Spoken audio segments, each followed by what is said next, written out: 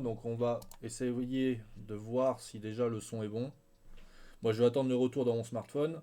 Salut Emmaü, si t'es toujours avec nous. Alors je vais juste attendre pour voir. T'as le retour toi aussi sur ton ordinateur? Alors pour l'instant, j'ai encore on arrive. Ouais, là il vient juste d'arriver chez moi. Donc moi mon son est bon, ça c'est bon. Voilà, c'est bon. Je-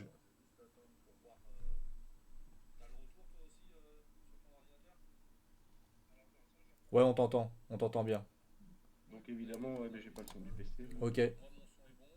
Bon bah ceux qui arrivent, dites-nous si le son est bon. Pour l'instant ça a l'air d'être ok. Donc avec nous on a Christophe. Salut Christophe. Hello.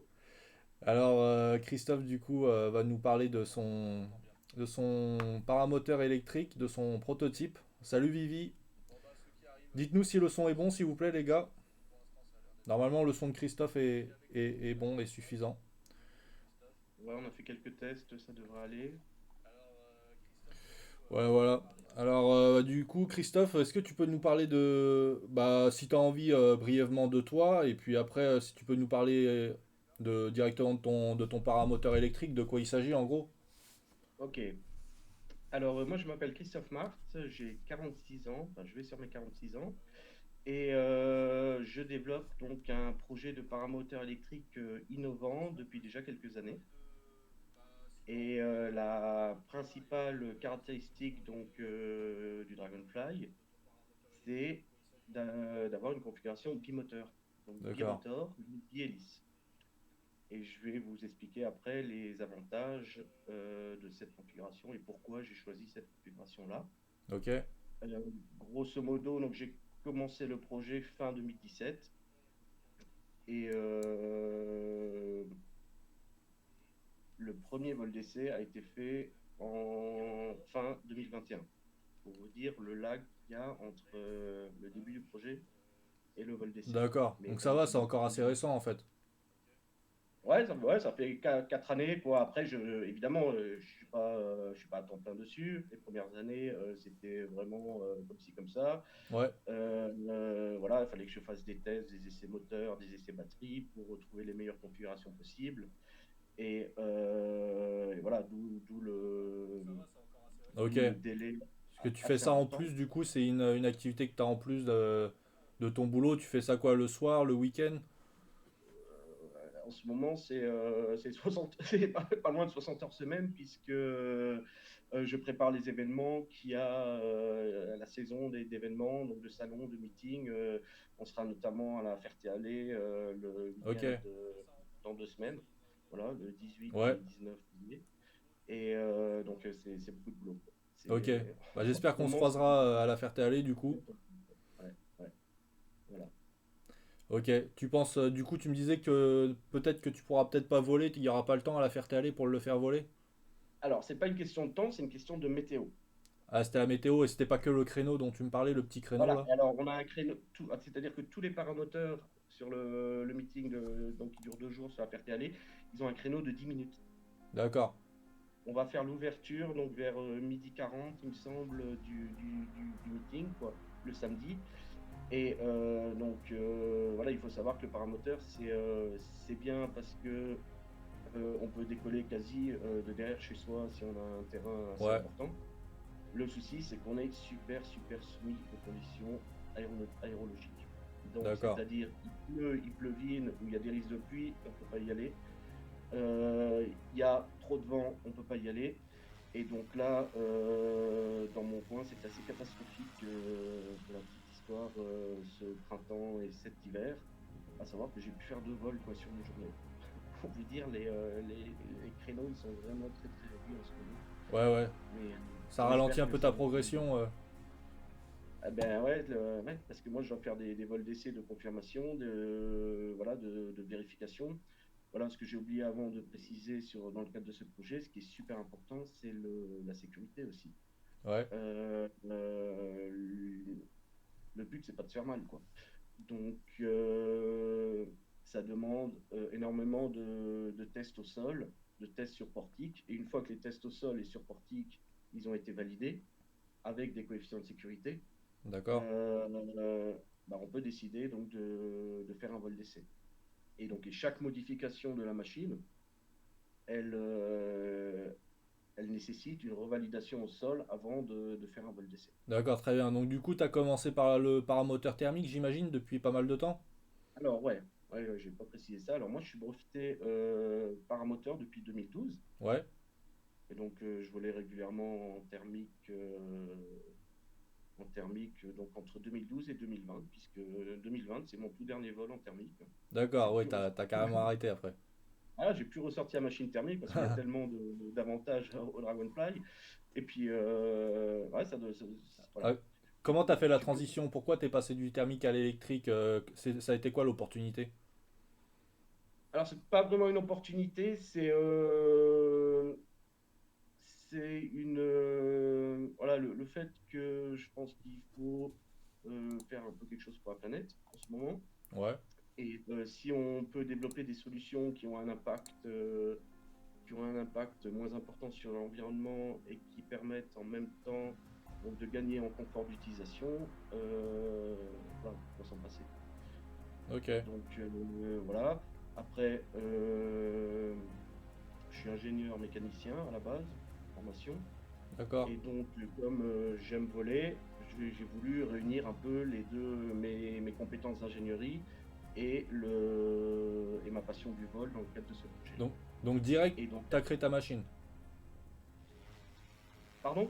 T'as créé directement ta machine ou t'as volé avec d'autres modèles, des choses du commerce, tout ça? Ah non, j'ai jamais volé en électrique, autrement qu'en Dragonfly. D'accord, ok, Donc, après, évidemment, je me suis renseigné sur ce qui existait, hein. ouais, Et voilà, ce que j'ai oublié de dire, c'est qu'actuellement, j'ai pas une machine, j'en ai trois qui sont en état de voler. ok. Donc avec des évolutions technologiques, des choses qui changent sur chaque machine. Et voilà, donc ça permet de faire des tests dans des conditions un peu différentes à chaque fois. D'accord, donc Et là, t'as alors, plus du tout envie de revenir sur le thermique. Pour toi, il y a plus d'intérêt à voler en électrique à l'heure actuelle? non, j'ai vraiment plus envie de voler en thermique. Par rapport aux inconvénients que représente le thermique, notamment en termes bah, de bruit, d'absence de couple. Mais on va peut-être parler Cet après, ancien ingénieur de la NASA on va vient de peut-être faire la décrire liste de toutes l'industrie de les la spécificités, photographie. si tu veux, du Dragonfly. Ouais, si tu veux, ouais. Euh, voilà, par la suite. Euh, Tu veux qu'on bon, aborde comment? Tu veux qu'on parle directement du modèle ou tu veux parler globalement des intérêts de l'électrique par rapport au thermique? alors, l'électrique, actuellement, d'une manière générale, il a du mal à être encore concurrentiel. Ouais, Et je parle de quasi toutes les machines électriques, hein, notamment au niveau des transports. Actuellement, on a du mal à être concurrentiel par rapport au thermique parce qu'on a un problème de densité d'énergie. d'accord. C'est-à-dire que tout rendement confondu, en gros, 1 kg d'énergie sous forme essence, il est 10 fois plus efficace que 1 kg de batterie. Ouais, la vache. Donc on a un facteur de 10 à compenser. Ouais, Et donc, si on veut imaginer une machine électrique qui soit concurrentielle par rapport au thermique, sans parler d'autres avantages de l'électricité, hein. Là, ouais, je parle juste énergétiquement ouais, ouais. parlant. Eh ben, il faut travailler sur l'efficacité de la machine. D'accord. Le rendement, tout ça, le rendement des C'est moteurs électriques? exactement ça. Il faut améliorer le rendement machine. D'accord. Et c'est la raison de mon choix de déporter les deux hélices à gauche et à droite du pilote. Ouais, parce que pour ceux qui n'ont pas compris, c'est bien la spécificité du Dragonfly, c'est que c'est un bimoteur paramoteur électrique. C'est ça. C'est ça. Ok. Alors pourquoi j'ai choisi de déporter à gauche et à droite les hélices? Il y a une image très très simple. C'est en fait un paramoteur, en gros, c'est un gros ventilateur. Ouais, Ok. Si vous voulez qu'un ventilateur fonctionne bien, vous ne mettez pas un objet devant. d'accord. C'est la base, voilà. Il faut pas Ouais, tu veux perturber le dire par flux. rapport au flux d'air qui arrive, c'est ça? Exactement, exactement. Et donc, vous mettez pas vos mains devant si vous voulez qu'un ventilateur fonctionne bien. Même si c'est pas exactement un ventilateur, mais en image globale, voilà, Ouais, je pense que on c'est voit l'idée. bien. Ouais. Voilà. Et donc, le fait de déporter à gauche et à droite, et donc de ne plus être dans le flux et dans la traînée de sillage du pilote, ça va augmenter l'efficacité propulsive de la machine. Les hélices, elles seront alimentées par un air qui sera moins perturbé, et donc leur rendement sera meilleur. Ouais. C'est vrai que ça D'accord. paraît raisonnable vu comme ça, ouais. Voilà. Donc ça, c'est une première spécificité de la machine. La deuxième, c'est que en électrique, contrairement au moteur thermique, c'est très très simple d'inverser le sens de rotation Ouais, sur la plupart des moteurs électriques. Ce qui veut dire que ben, j'ai choisi naturellement une configuration contrarotative. Ce qui d'accord. fait on va annuler, donc on a deux hélices qui vont tourner comme ça, et on va annuler donc entièrement le couple moteur. Ouais. Donc au Alors le couple décollage, moteur, notamment, ou pendant les reprises, c'est super agréable, quoi. tout le temps, on l'annule tout le temps. Alors au décollage, c'est là où on va le ressentir le plus, Ouais, le couple moteur. Tous les pilotes qui volent en monomoteur, et même pas forcément en monomoteur, pas forcément en monomoteur parce que sur les bimoteurs, souvent les moteurs ils sont pas inversés pour des raisons de maintenance et de coût de moteur donc on n'a pas d'inversion des hélices. Un des d'accord. rares avions à avoir des hélices contrarotatives, c'est la 400M, mais c'est un avion tout récent D'accord, je savais pas. qui a des hélices contrarotatives par paire. Par exemple, vous prenez un B-17, les hélices elles tournent tous dans le même sens. Vous prenez Ah ouais? un Beechcraft, les hélices elles tournent dans le même sens. D'accord, je savais même pas. Parce que c'est les mêmes moteurs, les mêmes hélices. Je pense que c'est une histoire de réduction des coûts et de certification. Mais donc, du coup, le couple moteur, on va le sentir tout le temps sur un aéronef. Ouais, Et les pilotes qui nous écoutent le savent très bien. Donc, il va falloir régler les trims, il va falloir voilà, compenser légèrement. Ce qui veut dire aussi que donc, le couple moteur, il va dégrader les performances de vol en permanence. Et c'est d'autant plus sensible sur un paramoteur, puisqu'un paramoteur, on est l'ULM le plus léger. Donc, plus une machine est légère, ben, plus elle va être sensible aux forces extérieures. D'accord. ouais, Donc, que ce soit les forces aérologiques, donc les thermiques, les perturbations, les zones de cisaillement, euh, mais aussi les forces internes. Donc, les forces internes, notamment, ben, c'est la poussée, mais c'est aussi le couple. Il y a un effet de la poussée sur les monomoteurs. D'accord. d'accord. Et donc, du fait d'avoir deux hélices contrarotatives, donc j'ai une machine qui tourne dans un sens, qui tourne comme ça, et les deux autres, elles tournent comme ça. Voilà, j'ai choisi d'inverser pour voir s'il y avait de l'effet. On ne sent pas trop la différence de la contre-rotation. Et donc, en fait, sur un paramoteur, l'effet du couple, comme je viens de le dire, il est très important. Moi, sur mon monomoteur thermique, et que ce soit en monomoteur thermique ou en monomoteur électrique, c'est exactement pareil. Plus votre moteur est puissant, plus votre hélice est grande, ben, plus vous allez sentir l'effet du couple.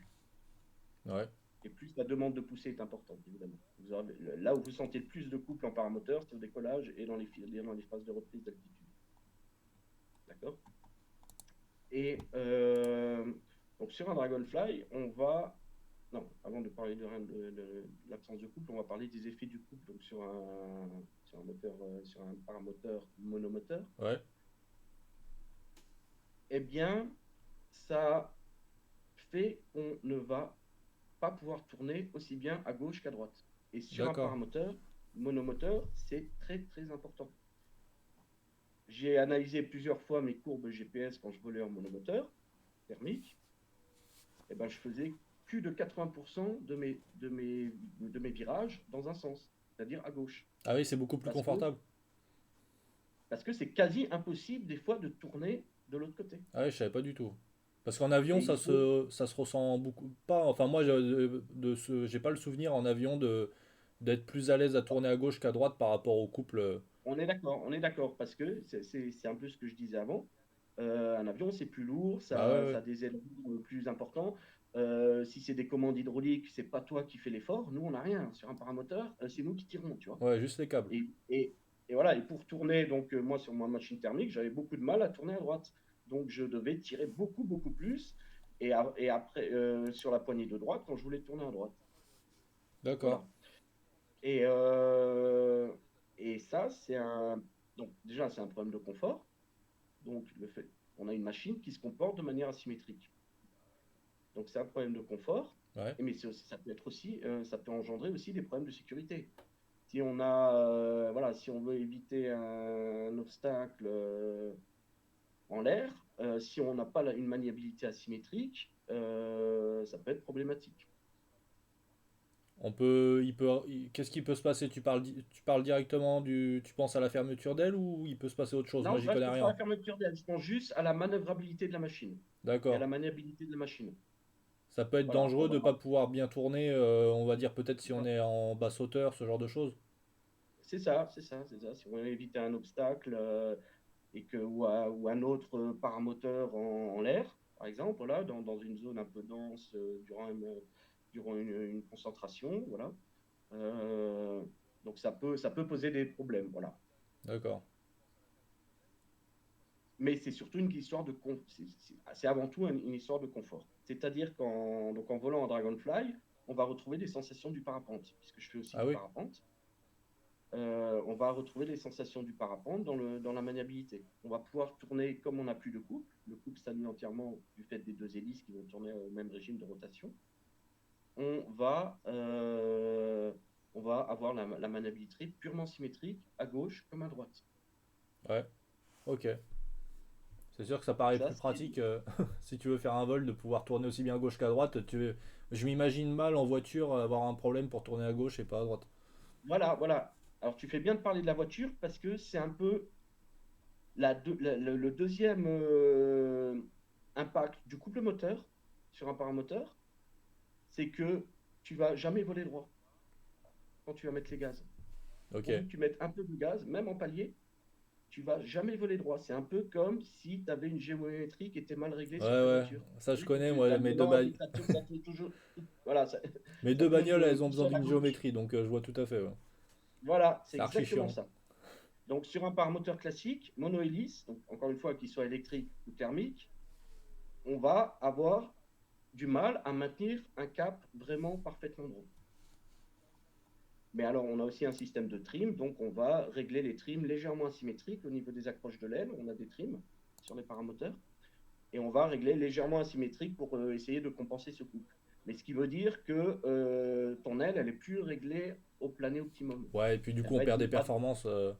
Exactement, exactement. Et donc, ça joue, le couple va dégrader en permanence la capacité de voler de ton aile, Ouais. et ce qui fait que au final, bah, tu vas dépenser plus d'énergie pour te maintenir en air. D'accord. Donc, l'absence de couple, c'est quelque chose qui va permettre d'avoir une machine énergétiquement aussi plus efficiente, Ok. en plus du fait que les deux hélices soient déportées. Et j'ai une question un peu bête peut-être, mais est-ce qu'il y a déjà des paramoteurs thermiques bimoteurs? Alors, il y a eu quelques essais. Il me semble que j'ai vu quelques photos, voilà. Mais en tout cas, sur le marché, il n'y a rien du tout. D'accord. Ça pose un gros problème de régulation. Le fait de faire deux moteurs, de faire un paramoteur thermique bimoteur. Parce que, contrairement à l'électrique, et là, ça va introduire l'aspect sécurité et régulation du Dragonfly. Donc, contrairement à des moteurs électriques, les moteurs thermiques, c'est très difficile de les régler vraiment finement, identique, et vraiment exactement de la même manière. Ouais. Donc, par exemple, par exemple, un moteur thermique, voilà, c'est quoi? C'est un système d'alimentation, donc qui comprend une boîte à air, un système d'injection ou de carburateur. Si, si une des deux boîtes à air est un peu plus encrassée que l'autre, Ouais. vous n'aurez pas la même puissance exacte sur chacun des moteurs. Donc, Ouais. ça peut poser des gros problèmes donc de poussée asymétrique dans le cas où vous utilisez deux moteurs thermiques. Sur un paramoteur, on est sur des fixations donc souples, donc on ne peut pas du tout voler sur un moteur. Si, sur une configuration bimoteur, on ne peut pas. Là, tu D'accord? parles en thermique, mais est-ce qu'en électrique, est-ce que tu peux voler sur un moteur? Non? Non. Ah non, physiquement, non, on ne peut pas. Et T'as un c'est bras pour de ça, levier, t'as un bras trop important sur le côté? tout à fait, tout à fait. Ça va créer un moment et Ouais, ça va te faire tourner autour de ton aile. Ça, c'est sûr et ok. certain. Et c'est pour ça que bah, Dragonfly, c'est aussi un système. Donc, il y a un contrôleur de vol avec un firmware dédié à Dragonfly pour sécuriser la machine. Ça, c'est super important. On ne peut pas tolérer qu'un des deux moteurs tombe en panne. Ok. D'accord? Et donc, pour finir par rapport à la régulation des moteurs, sur les moteurs électriques, on peut régler les deux moteurs au RPM près. Ouais, oui, bah, tu Et on peux peut tout régler, avoir quoi. Ouais. voilà, et on peut avoir des retours d'informations qui sont très, très précis, en temps réel. Ce qui est quasi impossible, ou alors à prix très, très, très, très cher, qui est impensable en ULM. Euh, voilà, c'est très difficile d'imaginer de la régulation vraiment très fine sur des moteurs thermiques. On Ouais. peut, hein, C'est comme ça mais qu'on arrive à faire des quadricoptères en modélisme, en drone, qui sont hyper c'est stables. ça, C'est parce qu'ils sont c'est réglés au ça, RPM près. tout à fait, tout à fait. Et s'il n'y avait pas cette électronique-là, les drones n'existeraient pas, on est bien d'accord. Voilà. Maintenant, essayez, bon, il y en a qui ont sans doute essayé, mais essayez de trouver un drone quadricoptère qui est basé sur des moteurs thermiques. Ouais, je Il y a eu crois que des j'en ai essais. déjà vu, mais c'est pas Ouais. du tout, hein, une situation, à mon avis, Ils ont, confortable pour les constructeurs. voilà, ils ont pas volé longtemps, à mon avis. Ouais. Voilà. Donc voilà, ça c'était pour l'aspect donc régulation. Donc voilà. Donc là, ça introduit aussi donc l'aspect sécuritaire et confort en vol donc d'une configuration bimoteur électrique. Avant que tu ailles un peu plus loin, juste, il y avait une petite question. Il y en a un, il dit que aussi on ressent moins de vibrations, peut-être? Alors voilà, exactement, ça fait partie du confort. On a beaucoup moins de pièces mobiles. Après, on a toujours les vibrations des hélices, parce qu'une hélice, elle ne sera jamais équilibrée à 100% au nanogramme. D'accord? Donc, on a toujours un peu des vibrations, mais on en a forcément beaucoup moins que sur une machine thermique. Ok. Et parce qu'il y a beaucoup moins de pièces en mouvement, déjà. Et il y a beaucoup moins de pièces qui vont s'user avec le temps également, qui peut être la source de vibration. D'accord. Donc ça fait partie des avantages électriques. C'est valable aussi pour le monomoteur électrique, ça. On a d'une manière générale, on a moins de vibrations. Par contre, il ne faut pas s'attendre à ce qu'on n'ait plus de son, Ouais, il y a quand plus de même. bruit. Parce qu'on a toujours, on n'a Ah pas ouais. encore inventé les hélices totalement silencieuses. J'aimerais bien, hein, moi je serais le premier à les acheter pour Dragonfly. Mais voilà, physiquement, ça n'existe pas. Donc, euh, donc, il faut faire avec, voilà. Mais d'une manière générale, donc moi j'ai fait des essais au sol au niveau du bruit. Euh, on, on va passer à 3 mètres, à 3 mètres, 3 quarts arrière, de 112 décibels à 102. Ouais, c'est déjà bien. Donc 10 décibels en moins à 3 mètres, c'est beaucoup. Et alors, pour parler entièrement du son, euh, pour le pilote, ça va être voler en électrique ou voler en thermique. Donc, on va avoir ce gain des 10 décibels, ce qui est déjà beaucoup. C'est-à-dire que moi, je n'ai pas besoin d'anti-bruit pour voler en Dragonfly. Je Ah, vole c'est avec bien. un casque de moto jet, Ouais, ça voilà, suffit. classique, et je mets plus des bouchons dans les oreilles, alors que quand je volais en thermique, je mettais des bouchons dans les oreilles, Ok. en plus du casque. Ou alors un anti-bruit qu'on appelle un headset classique voilà, d'aviation. Euh, donc, ça, c'est une chose. Voilà, pour le pilote, on a déjà 10 décibels en moins, donc c'est très confortable de voler sans. Enfin, il faut quand même une petite protection auditive, hein, bien sûr. Mais un bête casque de parapente ou qui couvrirait les oreilles, je pense que ça peut même suffire. OK? Après, le bruit, il y a le nôtre, celui du pilote, de l'utilisateur, mais il y a aussi, et surtout, parce que c'est celui qui est dérangeant, c'est celui pour les autres. Ah ouais. D'accord? Alors, en ULM, enfin en paramoteur, on est soumis aux mêmes règles que l'ULM. On doit voler à 150 mètres minimum en race campagne. Et aller sur les villes, ça va dépendre de la grandeur de la ville. Voilà. À 150 mètres, un paramoteur thermique va faire plus de bruit qu'un paramoteur électrique.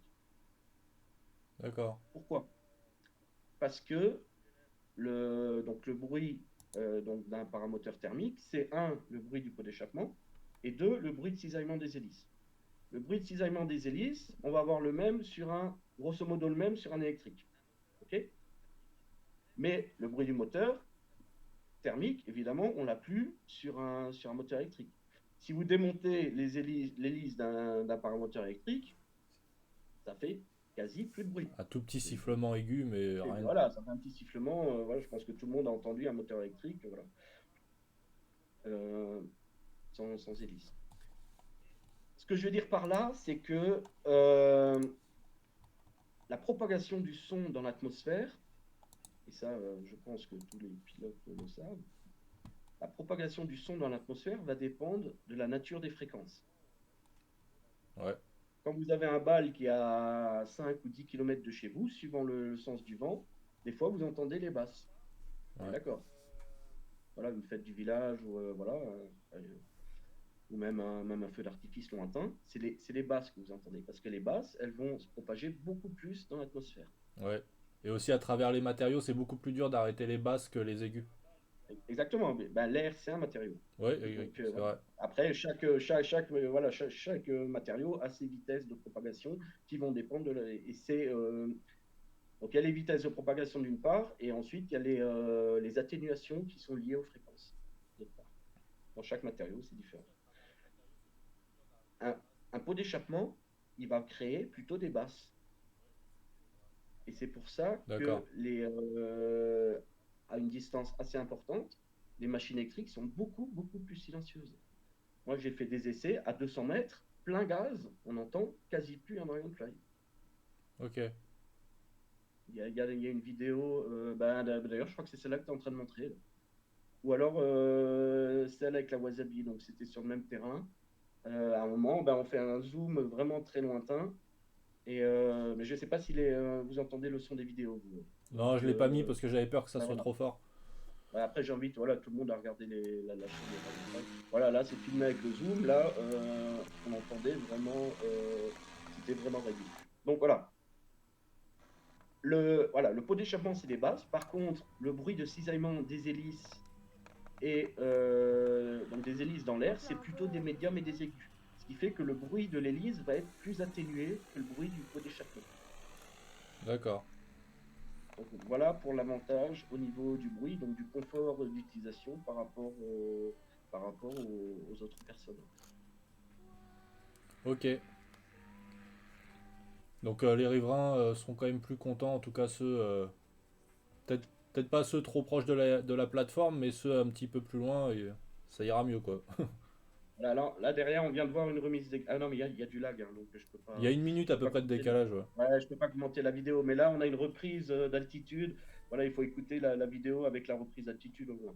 Voilà, avec le zoom, et Bah vous si verrez tu veux qu'on que regarde une de tes vidéos et la commenter après, c'est possible aussi, hein. S'il y en a une. c'est toi le boss. Ok, bah si tu veux, est-ce qu'il y en a une en particulier que tu as envie qu'on mette? Ben, le souci, c'est que s'il y a une minute de lag entre le live et la vidéo, je vais avoir du mal Bah à t'inquiète. commenter. Ouais, Tu mais vois? t'inquiète parce que moi je te dis ce que je fais. Ouais, non, mais comment dire? Bah je mets une vidéo et puis après tu nous donnes ton retour après la vidéo, à la fin de la vidéo. Ouais, ok. Tu veux qu'on parle de quelle vidéo? Attends, ça Eh c'est ben, pas la attends une bonne ça. Hop. seconde. Euh, Est-ce que tu m'avais parlé de celle de peut-être de la présentation, enfin comment dire, sur la page d'accueil YouTube? Celle qui dure une Voilà, minute? bah ça, c'est celle qui résume en fait les avantages de la configuration bimoteur. Donc ouais, mais celle-là qui dure une minute. Ok, Et si j'arrive. vous avez des questions, ben voilà, par rapport à ça, ben notez-les et puis je répondrai au fur et à Ok, mesure. je vais le mettre. Juste si tu peux mettre en silencieux ton téléphone parce que tout à l'heure ça sonnait, ça bipait. Est-ce que tu peux le mettre en Ah, ok. silencieux s'il te plaît? Ouais, bah, j'ai eu un message, ouais. Mais sinon c'est pas grave, hein, s'il sonne pas souvent c'est pas grave. Mais je sais que les gens après ça va faire ben ben, ça va sonner. Ouais, je suis d'accord. Attends. Et le problème, c'est que là, hum, hum, hum. sais, dans le volet des Hum, notifications en haut, tu peux mettre sur ne pas déranger ou un truc comme ça. Mais bon, sinon, c'est pas grave, t'inquiète, hein. ok, ok, c'est bon. J'ai activé ne pas déranger. Ok, je vais mettre la D'accord, que ça coupe vidéo. le son là. Si je Je, touche toucher le son. je vais mettre ta vidéo d'une minute là. Voilà. Je vais mettre un petit peu le son, pas trop fort, sinon peut-être qu'on nous entendra plus. Là, on voit ton logo, on te voit gonfler l'aile. On voit que ça pousse, hein. Il y a un moment, tu te mets en arrière, là, ça pousse fort. Ça pousse bien. Ah ouais. Ça pousse bien.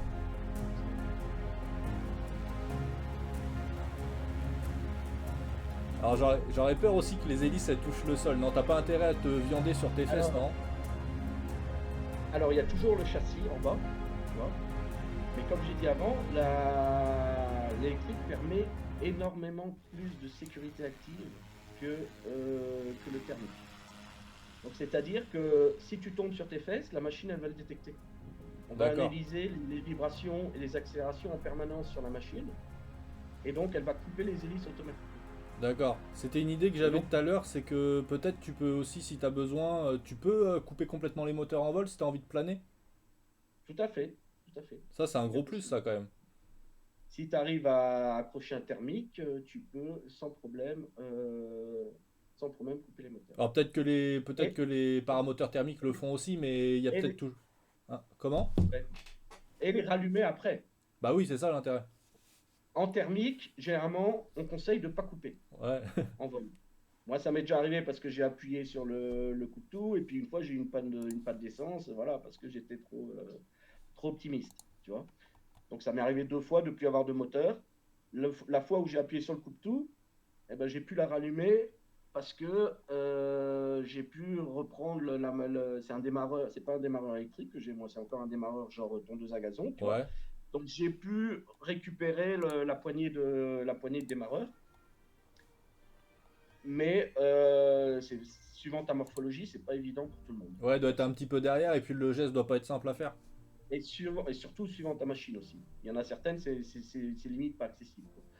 Donc, en grosso modo, en paramoteur thermique, ça se fait pas de couper le moteur. C'est un peu comme si tu disais que bah, tu vas planer en avion et Ouais, puis ouais, ça se fait tu pas seras trop, trop non. descendu, tu le rallumes. Ça se fait pas, quoi. Voilà. Ça se fait pas du tout parce qu'il y a un risque de pas redémarrer, quoi. Bah ouais, ouais. Alors qu'en électrique, on a très peu de chances de ne pas redémarrer.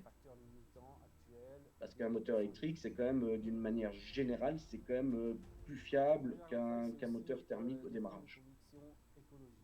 Ouais, moi j'ai jamais vu de moteur électrique qui redémarrait pas, hein. Enfin, en tout cas en Voilà, aéromodélisme. voilà, c'est ça, c'est ça. Pourvu que tu as encore du jus dans les batteries, évidemment. Donc, euh, donc voilà, par rapport à cette possibilité de voler, c'est tout à fait envisageable.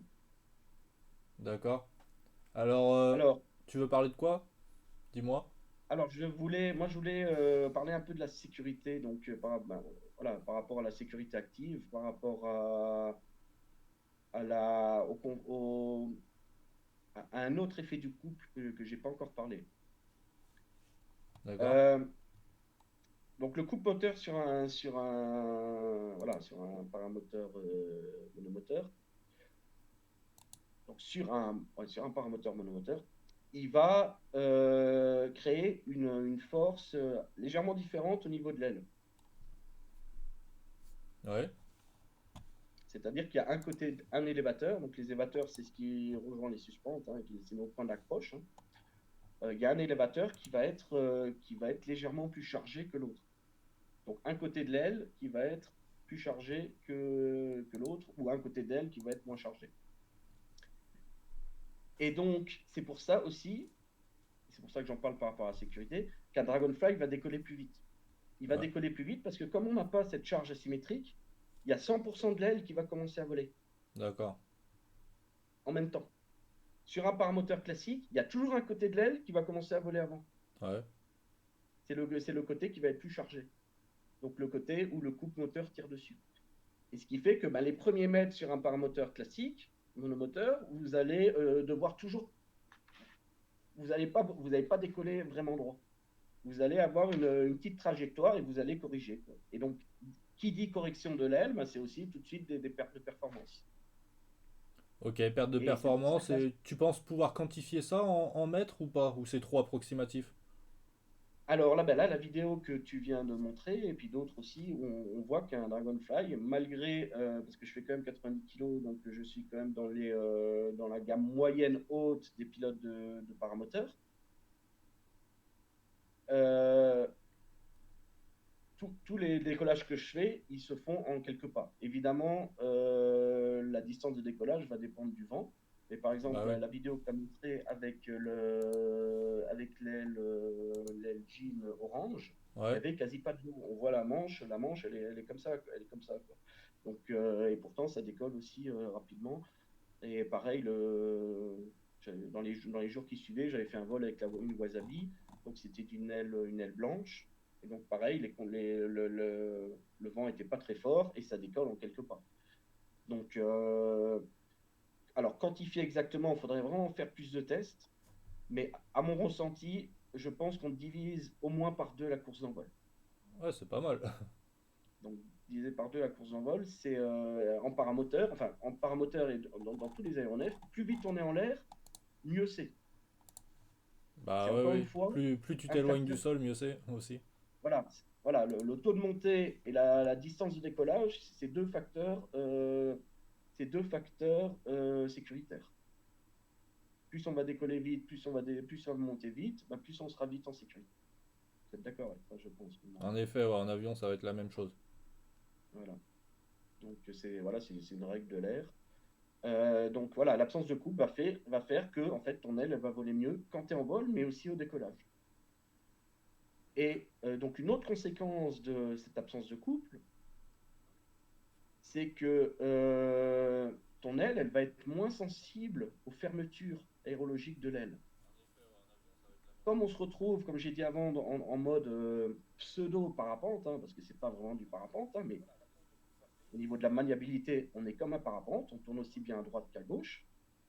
Et ben là, la vidéo que je vois actuellement, c'est celle qui. Ouais, mais comme il y a un lag, C'est ta c'est celle qui. deuxième. C'est le tout premier décollage. Voilà, de Dragonfly. Ouais, c'est marqué premier décollage d'un paramoteur électrique birotor. Voilà, c'est Dragonfly 1 sous mon Alpha 4 de 2006. Donc, c'est déjà une ancienne aile, mais qui vole encore. Ouais, c'est un peu problématique ce décalage entre ce qu'on voit et puis ce qu'on peut commenter, mais c'est pas grave. C'est pas grave.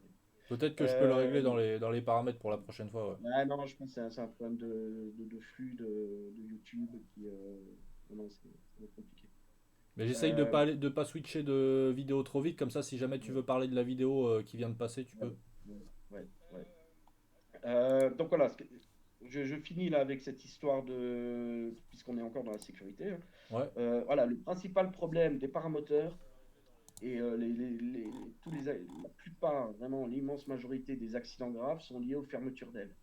ouais, d'accord. Aux fermetures d'ailes. Il y a eu 4 rapports du BEA pour des accidents mortels en paramoteur en 2023. À chaque fois, c'était des fermetures d'ailes à basse altitude. Ouais, C'est-à-dire c'est vrai qu'on en entend souvent parler, même quand on est pilote avion, qu'on n'en fait pas, on sait que pour le paramoteur, ce qui est un peu dangereux, c'est les fermetures d'ailes. voilà, c'est des fermetures. Donc, une aile de parapente, enfin une aile de parapente qu'on utilise en paramoteur, même s'il y a des petites spécifications paramoteur, elle, si elle n'est pas chargée pareil des deux côtés, elle va avoir tendance à fermer plus vite. D'accord. Donc ça veut dire que le couple moteur sur un paramoteur monomoteur va être un facteur aggravant de risque d'accident et de risque de fermeture. Ok, donc c'est un vrai point C'est un vrai point, positif pour le bimoteur, quoi. tout à fait, tout à fait. Tout à fait. Euh, c'est comme le décollage, c'est la même physique en fait qu'en décollage. Si votre aile elle est moins chargée, donc par exemple à gauche, hein, ben, si vous êtes dans une zone de cisaillement, donc une zone de perturbation aérologique, ben, la partie moins chargée, elle va avoir tendance à fermer plus. Et c'est pour ça que l'immense majorité des pilotes de paramoteurs ne veulent pas voler en conditions turbulentes. Ok. C'est-à-dire qu'ils vont faire des vols le matin avant 10 heures, 11 heures grand maximum, et ils vont faire des vols après 17 heures. Ouais, c'est plus sympa, hein. Plus agréable. Parce que voilà, l'air voilà, il est moins agité. Je suis d'accord, c'est plus sympa, c'est plus confortable, mais c'est aussi un problème de sécurité. Ouais, je comprends bien.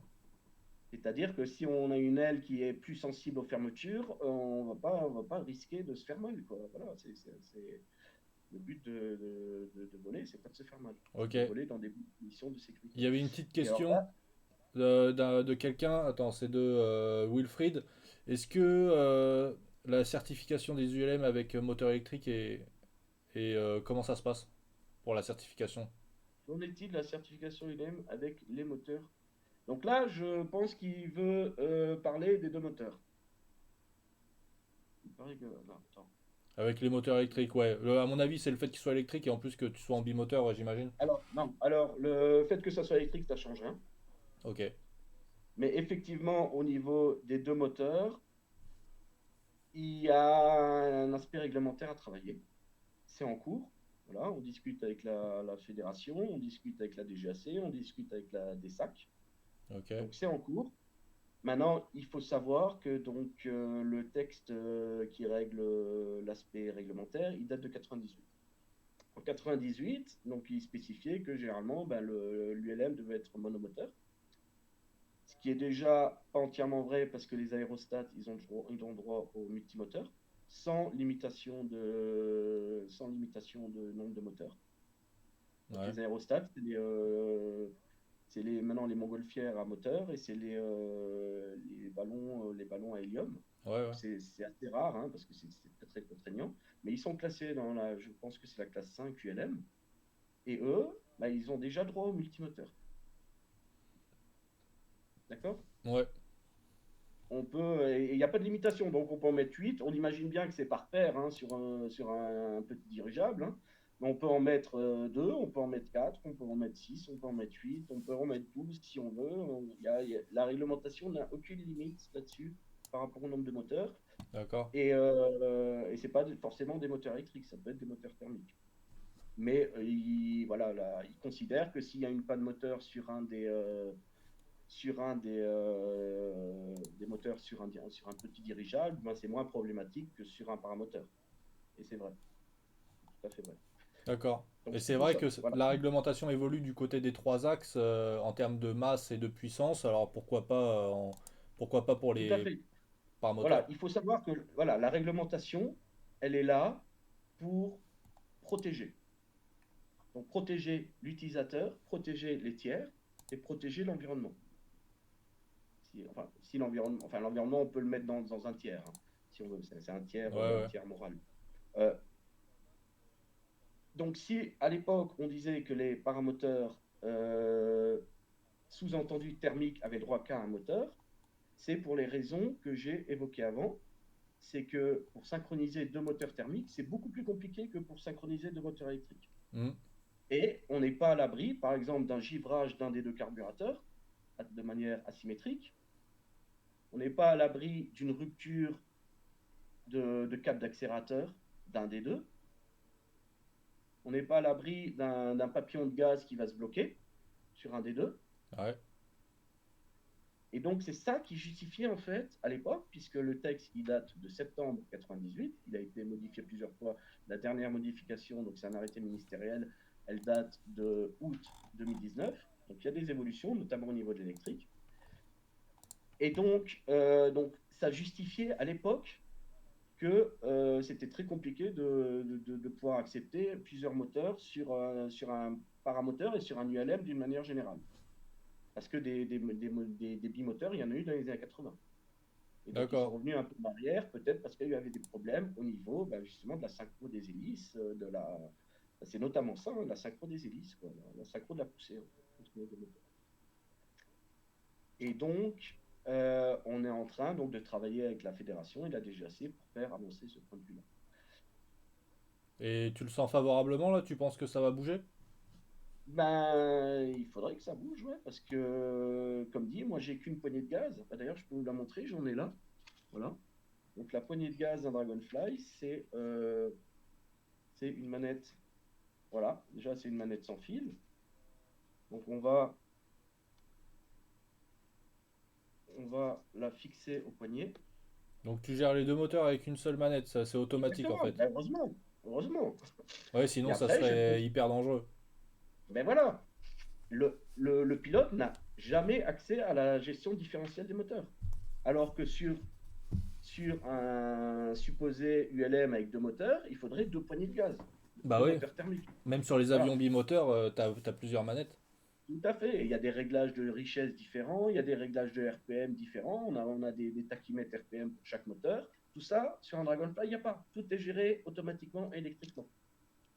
Parce que Donc ça là, serait... D'accord. voilà, on a une manette, déjà, elle est sans fil, donc au niveau confort, c'est vraiment pas mal. Et on gère la puissance sur une gâchette. Je ne sais pas si vous voyez bien, parce que moi, l'image est très, très petite. Ouais, moi Voilà. je vois, ouais. Voilà, on va gérer comme ça. Et on peut aussi, si on veut se mettre en mode palier, on va pouvoir piloter comme ça en maintenant la gâchette, voilà, dans le creux du pouce. Vous voyez? Ok. Et toi, t'as pas eu l'occasion de tester le paramoteur en vol en gérant un des deux moteurs, on va dire en mode manuel 100%? Ah, jamais, il faut surtout pas ça faire. C'est trop Ah dangereux? non, bah, c'est dangereux. Ah oui, non, si tu veux te mettre la gueule au sol, c'est ce qu'il faut Parce faire, que quoi. moi, au tout Donc, début, sans avoir trop réfléchi, je me suis dit peut-être que ça peut aider à tourner, tu peux te servir un petit peu. alors, voilà, ça c'est un aspect qu'on n'a pas encore évoqué. Enfin, on l'a évoqué d'un point de vue sécuritaire, c'est la régulation électronique. Ouais, Donc, c'est tout à fait pertinent ce que tu dis, parce qu'évidemment, j'y ai pensé. Donc, sur un Dragonfly, on peut gérer de manière vraiment très contrôlée une légère asymétrie de la poussée. d'accord. C'est Donc, plus une aide. disons 15-20% de poussée asymétrique différente. Il y a deux cas de figure. Comme vous le savez, un paramoteur, c'est un deux axes. Donc, on a le roulis et le lacet qui sont liés entre eux. Donc, on ne peut pas créer du lacet sans créer du roulis ou créer du roulis sans créer du lacet. D'accord? Ok, Et donc, en fait, un Dragonfly, il va pouvoir détecter une mise en virage et faire pousser plus le moteur extérieur au virage pour améliorer encore la maniabilité de la machine. d'accord. Donc ça, c'est le cas de figure donc la poussée asymétrique active. Et inversement, on peut imaginer aussi, quand on veut maintenir une ligne droite et qu'on est dans des conditions aérologiques qui sont un peu turbulentes, donc voilà, il faut savoir qu'un paramoteur, il peut tourner tout seul, hein, si on est dans des conditions turbulentes. Par exemple, vous rentrez dans un thermique avec le bout de l'aile droite, votre machine, elle va faire un demi-tour, pardon, elle va faire un quart de tour toute seule en quelques secondes, si vous ne corrigez pas. Ça peut aller vite. Ah oui, elle va. Voilà, on est très sensible aux conditions aérologiques. Donc, on peut imaginer, vous vous mettez en mode ligne droite, en appuyant sur un petit bouton sur la machine, vous mettez en ligne droite, et puis à la rigueur, vous pouvez même lâcher les commandes de l'aile, et la machine, elle va maintenir son cap GPS Ok, en jouant sur un poussée asymétrique. une aide au pilotage, quoi. C'est ça, une stabilisation de la trajectoire, si Ouais, tu très veux. bien, ouais. C'est ce qu'on attend dans l'aviation moderne, je pense. C'est quand même d'avoir des aides à gauche à droite, que ce soit avion, ULM, etc. Tout à fait, tout à Voire fait. même un Et pilote automatique, tu penses que ça serait possible? alors, pilote automatique, théoriquement, ça serait possible. Je l'avais en tête depuis le début du projet, évidemment, puisqu'en fait, on simule du lacet avec la poussée asymétrique. Donc, on peut très bien, oui, faire un pilote automatique. Le gros souci, si on enclenche un pilote automatique, c'est que le pilote, il peut, dans ce cas-là, on aura deux systèmes d'orientation de l'aile, les moteurs, la poussée asymétrique des moteurs, et les commandes et les freins. Et si le pilote fait volontairement ou involontairement l'inverse de ce que va faire la machine, ça va poser un problème. Ouais, Les pilotes automatiques en avion, ils utilisent les mêmes actionneurs.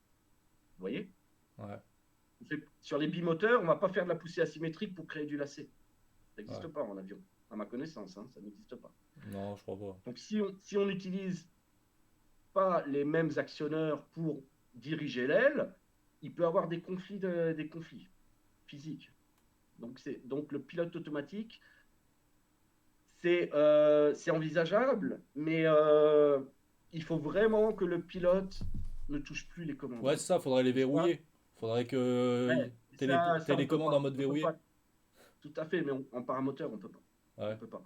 Donc, ça risque vraiment de poser des problèmes de sécurité assez importants, quoi. Parce que vous imaginez, si vous tirez à droite et que le moteur il pousse à gauche, qu'est-ce qui va se faire? Ben, il y a de fortes chances que ça twiste, hein. Donc, avec risque de fermeture asymétrique, donc Ouais, c'est sûr. c'est pas forcément une bonne idée, mais c'est envisageable. Par exemple, dans un mode secours, par exemple, on peut dire retourne to home. Là, tu as parlé des drones avant. Par exemple, tu décolles en paramoteur, les conditions elles se dégradent, ben tu sais plus où est ton terrain parce qu'il y a t'es t'es dans le brouillard. Tu as perdu ton terrain, t'as pas de boussole, t'as rien du tout. Ouais. Enfin, t'as pas de boussole, plus personne n'a de boussole, mais enfin t'as pas pris ton GPS, tu sais pas où t'es. Là, tu te retrouves, voilà, t'es pas censé voler comme ça, mais on peut imaginer que ça arrive. Donc là, tu peux imaginer, ben ouais, retourne to home, la machine elle va se caler elle va avant détecter le point de décollage comme les drones, et puis après elle va se caler sur le point GPS du décollage. Ouais. Ça, c'est envisageable. C'est Ok. envisageable, voilà, c'est dans une option de sécurité. Après, elle va juste faire un tournant. Elle va juste montrer où est le terrain. Et le reste du vol, il peut le refaire avec les commandes, le pilote. Mais je pense, contrairement aux voilures fixes, vu que là on est sur quelque chose de très léger, d'articulé du haut vers le bas, tout est articulé et sur une voilure souple, je pense qu'on n'est quand même pas du tout dans. On peut pas avoir les mêmes avantages. Le pilote automatique serait vachement limité, contrairement à une structure fixe, que ça soit quadricoptère, que ça soit une aile fixe d'avion. Euh, Ouais, c'est pas vraiment qu'il serait limité, il serait possible, mais il peut entrer en conflit avec Bah c'est la ça. Mais tout est possibilité. articulé en Sauf, fait. Que ça soit l'aile ou que ça sauf, soit. Ouais. sauf si tu fais un pilote automatique, mais bon, là, c'est encore un autre projet, Ouais, c'est c'est un autre compliqué, sujet. qui agirait sur les poignées de frein. Ouais, D'accord? ouais. On peut imaginer ça, hein, d'avoir, voilà. Tu as des petits actionneurs voilà, qui vont tirer sur les freins à ta place. Mais le pilote automatique qui va gérer sur la poussée des deux moteurs, ça, ça peut vraiment rentrer en conflit. Donc, je pense que c'est quelque chose que je ne vais pas développer, ou si Ouais, je le ouais. Et développe, puis, ça va quand c'est t'as dans pas quelques trop de années. vent, mais sinon, à mon avis, ça se dandine trop. Tout se dandine. En plus, parce que voilà, c'est bien que tu le dis, que tu dis ça, parce que en paramoteur, suivant les conditions dans lesquelles vous volez, en parapente, c'est tout le temps parce que vous volez tout le temps en conditions thermiques si vous voulez prendre de l'altitude. Il faut corriger quasi en permanence. Ouais, ouais. Il faut corriger la trajectoire en permanence. Et sauf si vraiment c'est dans vraiment les vols tardifs du soir où là vraiment c'est très calme. Mais voilà, on n'est pas à l'abri. Voilà, tu vas voler entre voilà, vers même 16, 17 heures, entre 16 heures et 18 heures, tu n'es pas à l'abri encore de zones de cisaillement, de petits thermiques. Voilà. On appelle ça la restitution parapente. Donc, donc, il faut corriger en permanence son aile. Et c'est des choses qu'on va pas, quand on vole avec une voilure fixe, on va pas forcément le sentir. Ah ouais. Vous ressentez vraiment les gros thermiques, les grosses perturbations. Nous, comme on est très très léger, un paramoteur c'est 120 kilos avec le pilote, quoi. Donc, et encore, 120, c'est pour moi, quoi. Mais certains pilotes, ils volent vers les 100 kilos, quoi. Vers les 100 kilos avec la machine, même moins. Donc, c'est plus la machine est légère, mais plus elle va être sensible, comme j'ai déjà dit, Bah aux ouais. perturbations. Et donc, voilà, on est vraiment soumis aux éléments, quoi. Et c'est pour Ouais. ça que c'est aussi une manière de voler qui est très particulière, le paramoteur et le parapente. Et là, ça va faire 1 heure qu'on papote. Est-ce qu'on peut en parler un peu plus spécifiquement de la suite de ton projet à toi? Où t'en es en gros dans le développement et ce que tu comptes faire dans les prochains mois? Alors, est-ce qu'on voulait pas faire des questions avant, peut-être? Pour pas Ouais, que ouais, là les gens actuellement, puissent poser il des y a pas de questions. question particulière. Il y avait un On gars va tout à pas l'heure poser qui de questions. demandait euh, faire de la voltige en paramoteur. T'en penses quoi, toi? Moi, j'en ai déjà vu. Alors, on fait de l'acrobatie hein, en paramoteur, hein, bien sûr. Vous... Donc en fait, c'est pas vraiment de la voltige, enfin si, c'est de la voltige, mais nous on appelle ça de l'accro. Que ça soit en fait, on reprend les figures qu'on peut faire avec une aile de parapente. Alors, c'est des ailes pour faire de la voltige, enfin de l'accro, nous on appelle ça de l'acrobatie, hein. Il faut une aile qui soit certifiée accro. D'accord. Donc on peut pas, moi j'ai pas d'aile accro. Pour l'instant, sur Dragonfly, c'est déconseillé par rapport aux sécurités. Parce que comme je vous ai dit avant, on va analyser les vibrations, les accélérations en permanence. Si vous faites de l'accro avec un Dragonfly, il y a de fortes chances que vous dépassiez les seuils de réglage. Donc les seuils de sécurité, et donc la machine, elle va penser qu'il y a un danger et elle va se désactiver. Maintenant, ces seuils-là sont variables. On peut les régler plus ou moins haut. Donc on peut aussi imaginer voilà, un mode de développer un mode accro par la suite sur Dragonfly. Ouais, un mode sport. Ok. Voilà, mode sport un peu, si on veut. Voilà. Ok, ok. Du coup, si tu veux, on peut direct te parler de ton projet là, de où ça en est et qu'est-ce que tu veux faire après? Alors, pour la suite, alors comme j'ai dit avant, j'ai trois prototypes. Ouais, Là, dans 2 semaines, je vais en présenter deux à la Ferté-Alais, avec éventuellement la possibilité de faire un vol de démo, mais vraiment avec des pincettes, on ne sait vraiment pas. Voilà, ça va dépendre des conditions, et puis on faut aussi qu'on ait l'accord de la DGAC. Donc on ne sait pas encore, c'est en négociation. Donc j'ai aussi deux autres salons, donc je vais faire Rétro Multi-Axe début juillet, dans le centre de la France, ça. d'accord. Et je vais faire la Coupe d'Europe. Je n'ai pas encore parlé. J'en ai pas encore parlé. Parce que c'est aussi en cours de discussion. Je vais faire la Coupe d'Europe des ballons dans la région de Bordeaux, donc à Mainfond. Je ne sais pas si certains connaissent ici ce meeting-là. Donc c'est plutôt un meeting ballon. Mais le directeur des vols m'avait rencontré au Mulm l'année dernière et il était bien intéressé par le projet. Donc là, il m'a invité pour faire un vol démo. Et donc ça, c'est le 4 août, 2024. Voilà pour les choses qui sont prévues pour cette année. Il y a de fortes chances aussi que j'aille de nouveau au Mulm. Et là, je me suis pas encore inscrit, on verra. C'est en cours c'est en cours, quoi. Et D'accord. ce que j'aimerais cette année, j'aimerais vraiment orienter l'année sur les vols démo, quoi. Ouais, Donc pour l'année montrer dernière, aux j'ai gens parce pas, qu'ils sont voilà, pas trop au courant encore. voilà, l'année dernière, j'ai pas, je me suis pris un peu tard pour les meetings, donc que ça soit à la Coupe Picard ou donc j'étais à la Coupe Picard et j'ai fait le MUM l'année dernière. Et, voilà, dans les deux cas, j'ai pas su voler parce que je me suis pris un peu trop tard. Donc là, on va essayer de faire en sorte que je puisse au moins faire des petits vols de démo, même si c'est pas devant le public, voilà, pas officiellement devant le public, mais au moins sur le terrain paramoteur du Mulm, pour que les gens ils puissent au moins voir comment ça vole. Après, voilà, je vous invite tout le monde à regarder la chaîne YouTube. Voilà, je vois encore les vidéos qui passent. Il y a quand même pas mal de choses Ouais, on rappelle aux gens de choses qui peuvent intéressantes. s'abonner à ta chaîne Dragonfly Paramoteur. T'es présent sur d'autres réseaux Voilà. sociaux aussi? Alors, j'ai une page Facebook. Tout est lié sur le site internet. Donc, site internet officiel, c'est paramoteur. Pardon, c'est dragonfly-paramotor, pas moteur, hein, motor, D'accord. or.fr. Et sinon, vous tapez Dragonfly Paramoteur dans Google, vous tombez direct dessus. Et donc, voilà, il y a une chaîne YouTube, il y a une page Facebook. Et ouais, j'ai Instagram, mais j'ai pas fait grand-chose dessus. Donc non, c'est essentiellement YouTube et Ok. Il y avait une question YouTube. intéressante aussi qu'on se pose généralement pour tous les appareils électriques. Est-ce que tu penses que c'est faisable de switcher en générateur, en dynamo, en récupérant l'énergie Non, Non? non. C'est trop compliqué à Pourquoi? mettre en place ça. Parce que non, c'est même pas que c'est très compliqué. C'est une hélice propulsive et une hélice captive.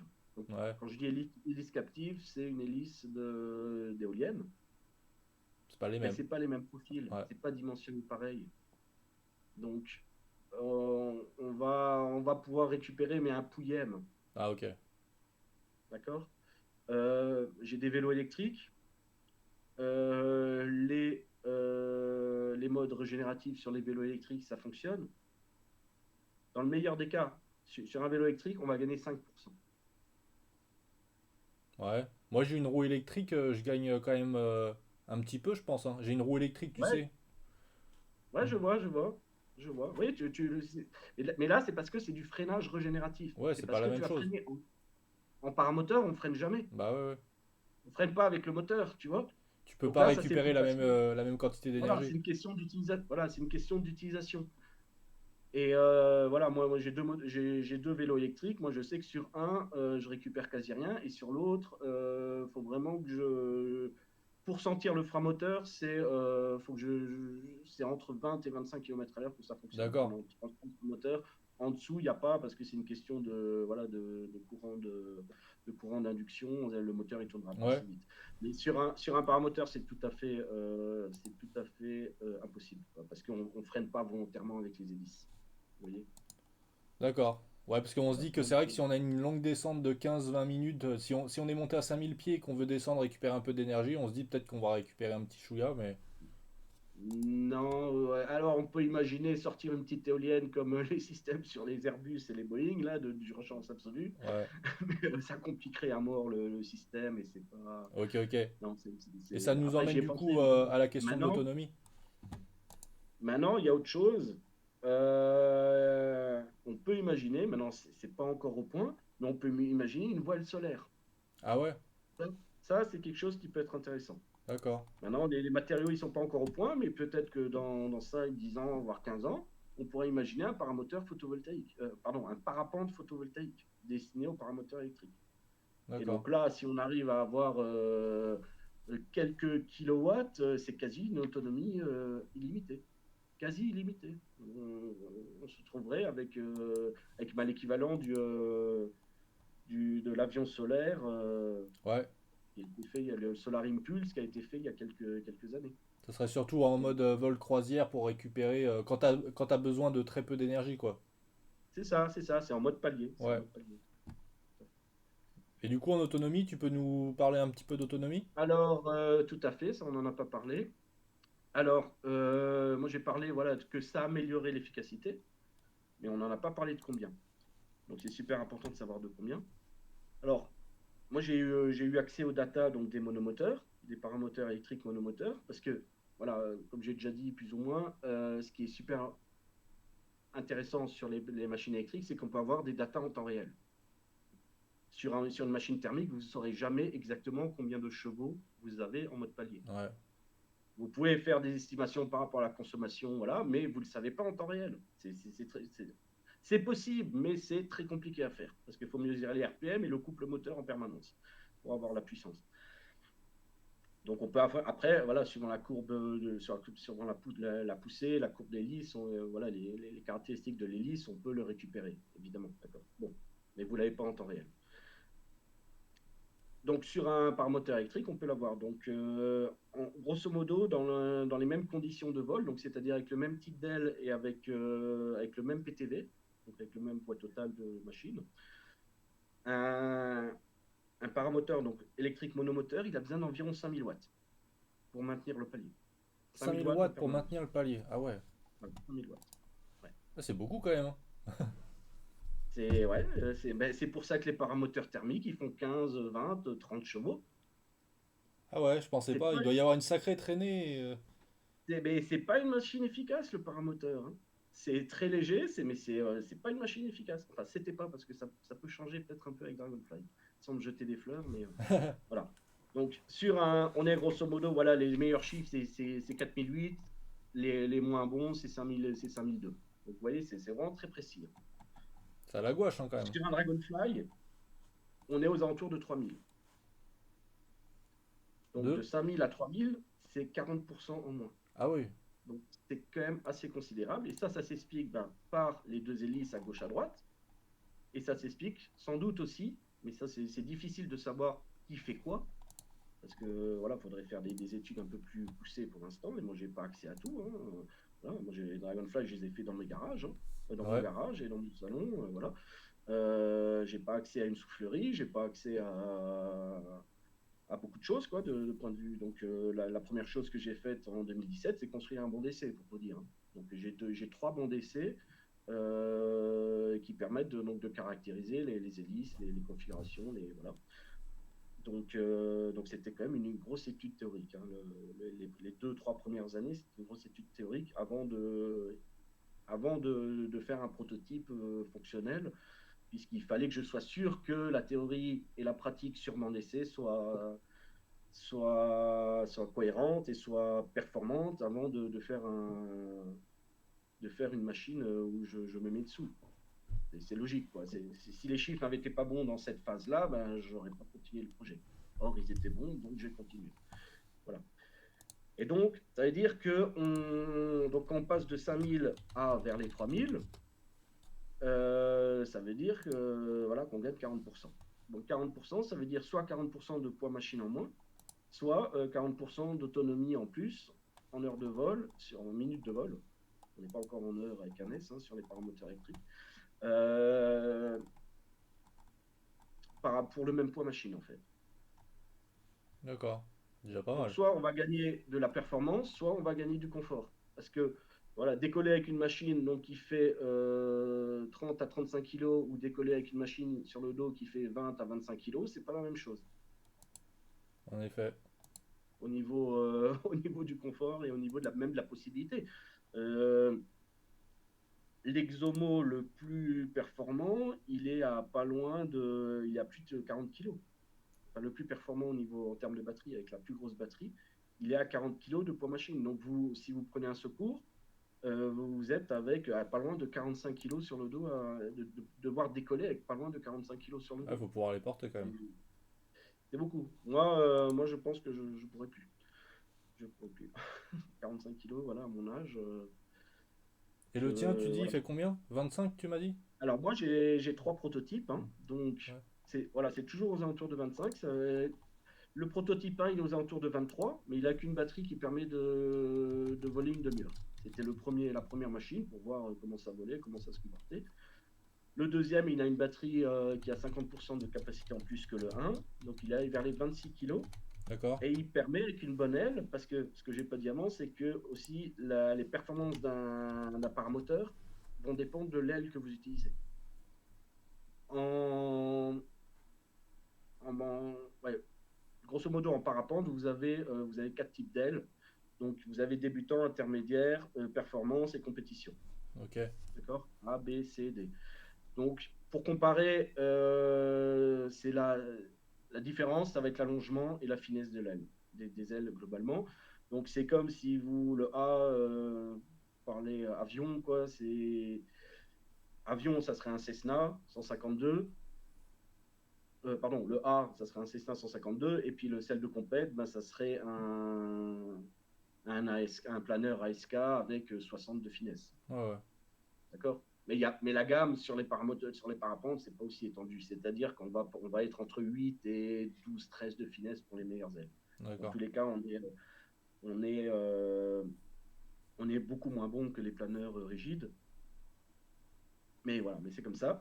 Euh, mais le besoin en poussée de palier dépend de la finesse globale de la machine. Selon l'équation, PTV égale finesse fois poussée. Ouais. Donc, si vous gagnez 50% de finesse, ben vous gagnez 50% de besoin en poussée. Donc, le type d'aile que vous allez utiliser va vraiment va vraiment caractériser le besoin en poussée de palier et le taux de montée également, D'accord. en plus de la surface, puisqu'on peut aussi voler, nous, avec des plus petites ailes.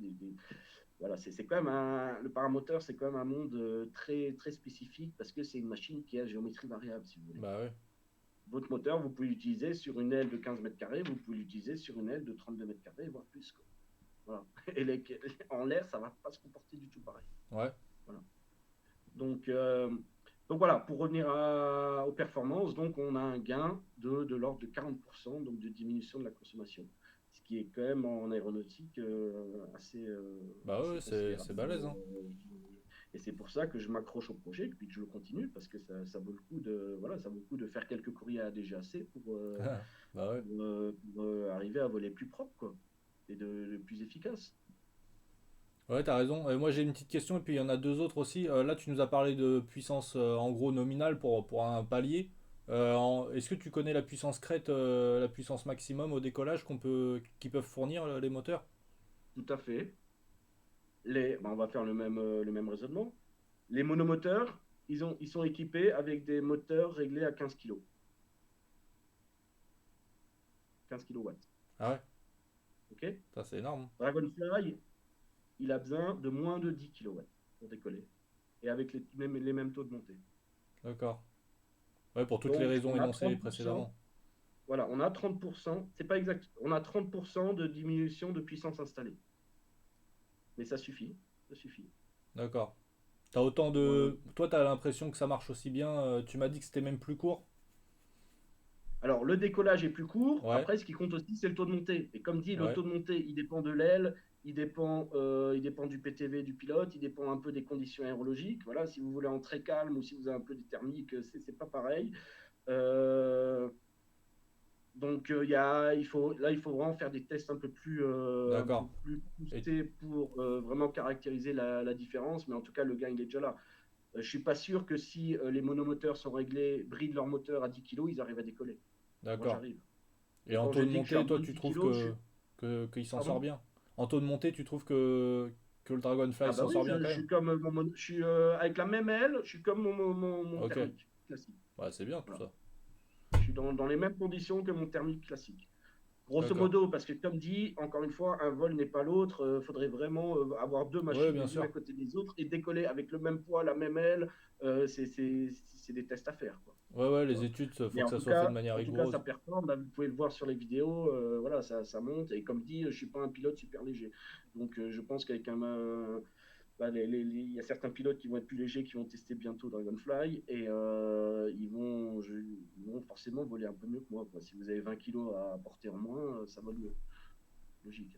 C'est sûr. Il y a Wilfried qui posait une question. Quelle est la technologie de batterie utilisée? Du LiPo, du Lion, ce genre de choses? C'est pas du lipo, non, du li-feu, c'est pas la peine, c'est trop lourd, on n'est pas loin donc c'est un dérivé du lithium-ion. Voilà. D'accord.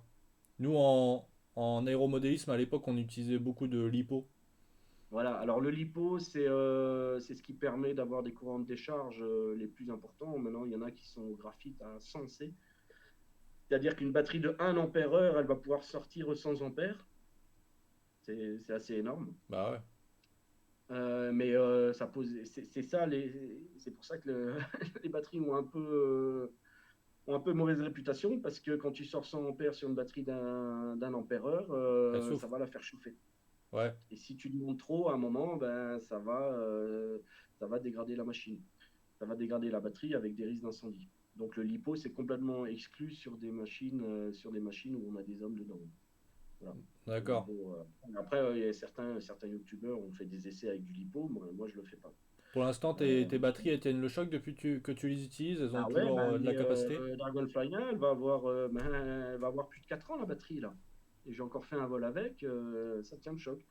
Euh, J'en ai pas parlé encore, mais il y a aussi de la sécurité au niveau des batteries. Ouais. Donc, voilà, on a un BMS intégré, donc il va détecter les surampérages, les sous-tensions, les surtensions, les températures aussi. On Ouais. a un monitoring en temps réel des températures. Important, ouais. Donc, j'ai 4 capteurs placés de manière judicieuse sur la batterie pour voir s'il y a des éléments qui vont surchauffer. Et si jamais ben, ça chauffe trop parce qu'on tire trop dedans, ben, la machine elle va se mettre en sécurité, la batterie va se mettre en sécurité. Plutôt que de prendre feu, c'est quand même mieux, même s'il y a très peu de chances Bah qu'elle ouais. prenne feu. Mais bon, dans Voilà. les deux cas, que Donc, ça soit thermique aussi, les pionniers, ils devaient se dire peut-être qu'on va prendre feu en l'air, hein. Donc, dans les deux cas, je pense qu'il y a des risques. ouais. Alors, moi j'ai encore vu et je pense qu'il y en a encore qui volent comme ça, bon c'est rare, hein, mais les premiers paramoteurs, donc paramoteurs thermiques, hein, dans les années 80-90, Hmm. il y a des gars, voilà, ils le construisaient eux-mêmes, ils prenaient leur moteur Brick Staton de leur tondeuse, ou Ouais. quasi, quoi. Hein, voilà, c'est un peu le même système, hein, il suffit de mettre une hélice dessus. Et ils mettaient le jerrycan au-dessus. Un Ouais. jerrycan que vous achetez chez Noroto, quoi. Hein, le jerrycan de 10 litres, rouge au-dessus.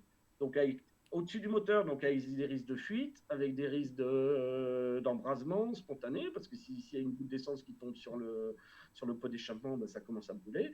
Il y a vous pouvez regarder hein, sur YouTube, c'est rare, mais il y a quelques vidéos où on voit du paramoteur thermique en feu, quoi. Pas Ah, vache. terrible. Parce que ben, le pot d'échappement, il a lâché. Voilà, il y a un ressort qui a cassé au niveau du pot d'échappement. Et puis, bah, il a touché une durite d'essence, il l'a fait fondre, forcément. Ou alors, il y a un collier de la durée, inversement, il y a un collier de la durite d'essence qui va lâcher et qui va commencer à toucher le pot d'échappement. Ça va commencer à fondre, c'est pas bon, quoi. Donc, euh, donc, il y a aussi de sacrés risques à voler en thermique. Hein. Ouais, ouais. Euh, Donc, Là, on va arriver à 1h30. Peut-être que tu aurais voulu parler beaucoup plus longtemps du truc. Peut-être qu'on ferait une partie 2. Ça serait. alors, T'en penses quoi? une Est-ce qu'en partie 10 2 minutes on peut théorique, je sais conclure ou pas, pas? pardon? Est-ce qu'en J'ai 10 pas minutes on entendu. peut conclure ou tu penses qu'il faut mieux faire une partie 2 ou pas? Je pense que là, au niveau théorique, on a fait pas mal le tour. Voilà, bon, c'était un peu décousu par moment, mais je pense que voilà, j'ai dit à peu près tout ce que je voulais, tout ce que je voulais dire par Ouais, rapport ouais. à la théorie, Il y avait à des la vidéos. conception de la machine. Il y a encore plein d'autres choses. Par exemple, il y a une application smartphone qui est en développement. J'ai vu, ouais. Donc, vous aurez des data batteries directement sur l'application. Donc, data batterie, data donc de vol. Donc, on va utiliser les capteurs aussi bien de la batterie que du smartphone pour corréler le tout et faire des calculs intéressants pour le vol. Par exemple, l'application, elle va estimer les kilomètres et les minutes restantes Ouais, je de l'affiche vol. à l'écran là. Voilà, ça c'est encore une application de développement, hein, c'est pas encore D'accord. finalisé. Mais voilà, affiché à l'écran et ça permet donc d'avoir des datas beaucoup plus fiables en fait que une simple barre avec un pourcentage LCD qui va vous dire voilà, il te reste 40%, mais 40%, ça veut dire quoi en batterie? Bah oui, oui, Voilà. c'est sûr. Moi, je peux donner voilà, la distance au déco. Voilà, il y a un data en haut à droite qui est super important aussi, c'est la distance au décollage. Donc, c'est le rayon par rapport à la détection du décollage. D'accord, on voit la Donc, puissance si, voilà, instantanée, tout ça. voilà, c'est vraiment super fiable et c'est quasi au mètre près.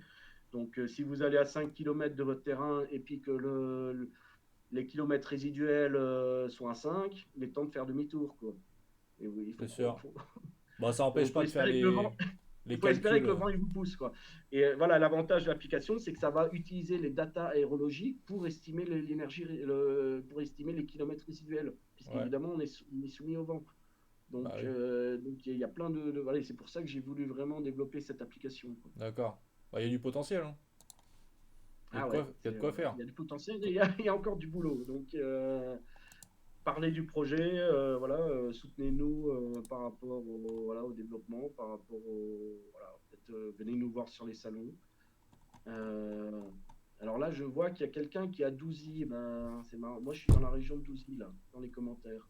Donc, je ne sais pas s'il est encore là. Ah, c'est il demandait où est-ce qu'il pouvait se former. Je suis intéressé. Ouais, ben, dans ce secteur, c'est très difficile. Il y a pas d'école dans les Ardennes. Faut aller. Moi, j'ai fait mon permis en Alsace, pardon, mon brevet en Alsace.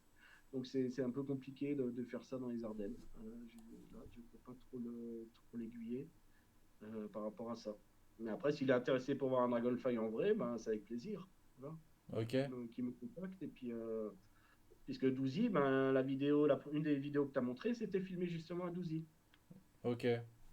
Dans la première vidéo là, de 57 secondes, une des premières, c'est un petit vol que j'ai fait à Douzy. Voilà. Et tu me parlais de la dernière fois de la comparaison avec une tronçonneuse électrique. Tu veux nous en parler pour aller jusqu'à 21h là? Allez, on a 10 minutes. Alors ouais, j'ai fait... Bon là, le mieux c'est de regarder la vidéo, qui est assez longue, hein. Elle dure pas loin de un peu plus de 23 minutes, je crois. Ouais, Ouais, 23 minutes c'est et ça, 40 23 secondes. minutes. Donc j'ai fait un chantier là de sapin, des branchages de sapin de Noël ces dernières semaines. Et bah, je me suis équipé en matériel électrique parce que j'en pouvais plus du bruit de ma tronçonneuse. Et puis c'était l'occasion de tester aussi du matériel électrique. Et j'étais vraiment surpris des performances dans les conditions d'utilisation assez intensives de ce chantier débranchage. Et du coup, ça m'a fait tilt et je me dis, je pourrais quand même faire une petite vidéo, puisqu'il y a quand même pas mal de similitudes avec le bol électrique, et le bol électrique du moins en paramoteur, hein, et le bûcheronnage électrique, notamment au niveau du confort. Donc par exemple, j'ai dit avant, le démarrage, ceux qui ont déjà fait du bûcheronnage thermique, ils savent que des fois ils arrivent au terrain, la bougie, le moteur il est noyé, Ah voilà, ouais, faut démonter la bougie, faut mettre du start pilote, là les voilà, galères. c'est compliqué. Et puis La tout ça, maintenance. voilà, vous avez le bruit, mais c'est plus perceptible sur le bûcheronnage, hein, parce que c'est une catastrophe le bruit en bûcheronnage, hein. Il faut un Ah ouais, anti-bruit c'est horrible, hein. obligatoire. Et pour les voisins, c'est horrible aussi. C'est Ouais. une tronçonneuse, vous l'entendez à 1 kilomètre. Ouais. Ma Tronçonneuse électrique, thermique. pareil, très proche, elle fait un petit peu de bruit, mais moins qu'une thermique. Mais par contre, comme tu disais, bah, il suffit qu'il y ait quelques arbres, un peu de distance, et tout de suite, le bruit n'a rien à voir. À 20 mètres, tu n'entends plus la thermique, hein, pardon, l'électrique. Bah ouais, J'ai fait un lapsus. Une tronçonneuse électrique, oui, ça fait un peu de bruit, un petit bruit un peu aigu comme ça. Mais en gros, voilà, c'est le jour et la nuit, quoi, par rapport au... Et puis, t'as pas le bruit tout le temps. Une thermique, tu vas jamais la couper. Donc, ouais, c'est vrai. tu vas jamais la couper quand tu es en train de couper deux branches, quoi, évidemment. C'est toujours le bam, bam, bam, bam, C'est bam, ça, bam, bam, et exactement. ça te fatigue, quoi. Ah, Et, carrément. et comme j'ai dit dans la vidéo, le bruit, c'est une source de fatigue, de distraction, et ça, c'est usant, quoi, c'est usant. Et encore plus pour les voisins, quoi. Donc, le bûcheronnage électrique, franchement, si vous avez l'occasion d'investir parce que vous avez un chantier à faire, même un chantier assez conséquent, ça marche super bien, quoi. Ça marche Ouais, super bien. moi j'ai fait Euh, l'essai, j'ai une thermique et une électrique. Juste, j'ai deux petites questions aussi avant. C'est en termes de maintenance, du coup, en termes de maintenance, il y a quasiment rien à faire, non? alors, la principale usure d'une machine électrique, eh ben, c'est les batteries. Ouais, Donc, et c'est pour ça qu'il faut un système, et l'application, elle va aussi surveiller l'état de santé des batteries. C'est pour ça aussi que j'ai développé cette application. Elle va surveiller l'état de batterie, l'état de santé des batteries. Et par exemple, si vous avez un problème avec la batterie, il va dire, soit vous le résolvez, soit il ne faut pas voler. ok. Et ça, il faut le faire la veille, avant le vol, pas quand vous arrivez au terrain. Et ça permet aussi de faire de la maintenance préventive. Donc, on peut monitorer en permanence la batterie et d'éventuels défauts avant qu'elle tombe en panne. Donc, encore une fois, il y a énormément de possibilités envisageables sur le matériel électrique. D'accord. Et Et donc, pour ça, faire le lien avec le budget, parce que du coup, moins de maintenance, ok, il y a la batterie, mais en termes de maintenance pure par rapport à un thermique, moins de maintenance, du coup, moins cher. Et sur l'aspect total financier, on s'y retrouve ou pas, tu penses? on s'y retrouve si tu voles. Et plus tu vas voler, plus tu vas rentabiliser ta machine. Ouais. Les mecs qui ont une Tesla, ils Euh, disent pareil, ils disent plus tu roules, plus tu vas rentabiliser la voilà. voiture. Maintenant, ça va dépendre du coût d'utilisation. Je ne sais pas si le comparatif avec les voitures, c'est judicieux parce que le prix, par exemple sur autoroute, c'est pas le même que quand tu recharges à la maison. C'est sûr. Et voilà, il y a certaines sociétés qui sont mis dans ce business-là, donc il y a des abonnements, et au final, c'est pas très très loin du thermique, hein, le coût électrique de recharge sur autoroute. Ah bah Donc, ouais. voire plus, ça dépend, hein. Moi, je roule pas encore en électrique, donc je suis pas au courant de tout. Mais, euh, mais en gros, donc Dragonfly, pour l'instant, je suis pas en mode commercial, je suis en mode encore développement. D'accord. Donc, j'ai pas fixé mes prix. Je sais pas exactement, je sais combien m'ont coûté les prototypes avec tout ce que j'ai passé comme heure et tout ce que j'ai injecté dedans, mais c'est des prototypes. D'accord. Voilà, les prototypes, si tu veux, ça n'a pas de prix, quoi. Bah Donc ouais. voilà, c'est des prototypes voilà, de vol d'essai, de certification, de développement, quoi. Euh, Après, j'espère être entre les paramoteurs thermiques et les paramoteurs électriques du marché actuel. Ok. C'est ça mon objectif C'est un en beau termes de projet. prix. Et donc, avec sachant qu'on a plus de confort et un coût d'utilisation, bah, comme j'ai dit sur la vidéo du bûcheronnage, on a un coût d'utilisation à l'heure à peu près au moins divisé par 10. C'est bien ça. Au moins divisé par 10.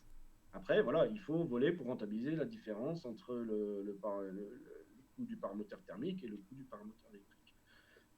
On est, on sera forcément un peu plus cher que des machines qui ont été conçues il y a 20-30 ans et qui arrivent à réduire les coûts de fabrication, les coûts de. Puisque là, on est quand même dans l'innovation. Bah oui, L'innovation est l'innovation toujours un coûte peu cher, plus hein, chère. forcément. Voilà. Et ouais, voilà, moi je joue un peu, donc c'est une petite histoire, hein. Je vais peut-être faire une vidéo là-dessus, un de ces quatre. J'ai plusieurs cases de réalité virtuelle. Ok, Et donc, à chaque fois qu'il y en avait un qui sortait, ben, voilà, je sais pas si tu en as un, toi, ouais. pour les stimulations, ça peut être très sympa. Voilà. Et donc, voilà, à chaque fois, donc, voilà, j'ai acheté voilà, des casques vers les 400-500 euros, quoi. Je les ai pas utilisés beaucoup, ces casques-là. Mais, donc, j'ai pu les tester.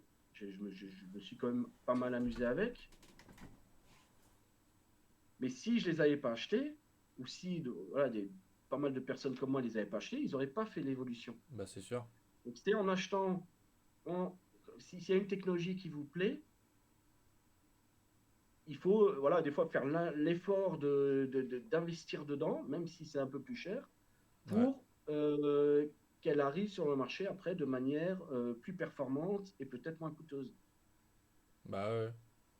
Faut que Voilà, ça vienne progressivement, sinon c'est une start-up où il faut lever 10 millions dès le départ, mais c'est un autre type de projet. Sinon c'est au fur et à c'est ça, mesure, de manière empirique, ça se construit. c'est ça, c'est ça. Et puis moi, voilà, j'ai déjà passé plusieurs années sur ce projet. Si je vends pas de machine dans les 6 prochains mois, ça sera pas une catastrophe.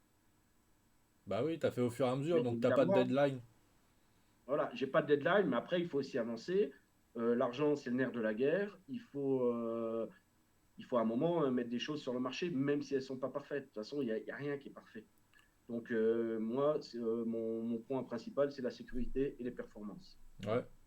Ouais, ok. Et après, on pourra toujours faire évoluer les machines, surtout que, encore un avantage électrique, par exemple, si je fais un nouveau firmware, vous pouvez le mettre à distance, vous pouvez faire une mise à jour à distance, bah, comme font les Tesla.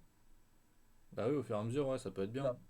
Par exemple, si on décide de développer la poussée pas asymétrique, mais la stabilisation, par exemple la stabilisation, ou même la poussée asymétrique, ben voilà, on met un firmware sur Internet, les utilisateurs le téléchargent, ils l'installent sur leur machine, avec des consignes de sécurité, un protocole qui sera établi au bon moment, à ce Ouais. moment-là. Quand tu parles d'argent qui est le nerf de la guerre, ça c'est sûr, dans tout type de projet, ça me fait penser, si tu avais une communauté qui suivait, ça serait peut-être intéressant d'avoir une espèce de cagnotte, tu sais, pour financer un petit peu le projet. Ouais. Voilà, ben c'est vrai, ça serait bien, Ça tout à aiderait, fait. ouais. Alors j'ai fait un petit formulaire d'appel aux dons sur le site internet. Ah oui? Donc si le cœur vous en dit, voilà, Ouais, c'est. Comment on y vous pouvez accède? verser quelques euros. Ben, voilà, il y a un formulaire dragonflyparamoteur.fr. Il y a un D'accord. formulaire, voilà, je soutiens le projet, un petit bouton, je soutiens le projet, ça me plaît. Et donc voilà, évidemment ça aide, quoi. Ça aide. Et puis ça motive aussi surtout. Voilà. Ok, très bien. Bah, on se reverra si tu veux, peut-être pour une partie 2 pour voir l'avancement et tout dans quelques mois. Alors, alors moi, je te propose, comme je te l'avais dit en privé, on risque de se voir aux alentours du week-end de la Ferté-Alais. Ouais, dans 2 semaines, là. Voilà, si tu y es.